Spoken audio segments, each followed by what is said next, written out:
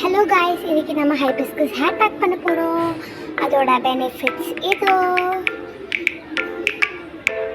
நான் வந்து yellow colour hibiscus அப்புறம் லீவ்ஸ் எடுத்திருக்கேன். நான் வந்து முன்னாடி காய வச்சுருந்தேன், அதனால் இந்த மாதிரி இருக்குது.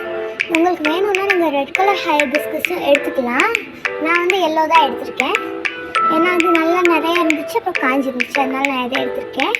அதை வாஷ் பண்ணிவிட்டு இப்போ நம்ம மிக்ஸி ஜாரில் போட்டோம். இப்போ நம்ம இதை நல்லா கிரைண்ட் பண்ணி எடுத்துக்கலாம்.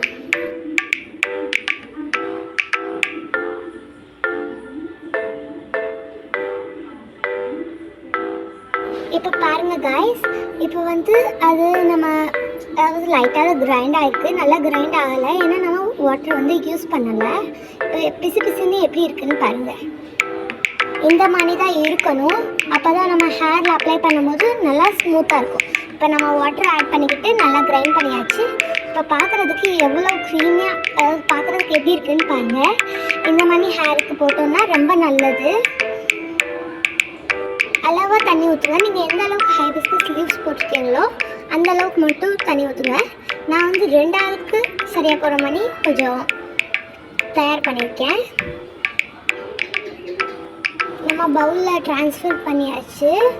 அப்புறம் பாருங்கள் எப்படி இருக்குதுன்னு பார்க்குறதுக்கு ஒரு மாதிரி லைட்டாக ஜெல்லி மாதிரி கன்சிஸ்டன்சியில் இருக்குது. இப்போ வந்து அதை நம்ம நல்லா ஹேரில் ஸ்கேல்பில் நல்லா அப்ளை பண்ணிக்கலாம்.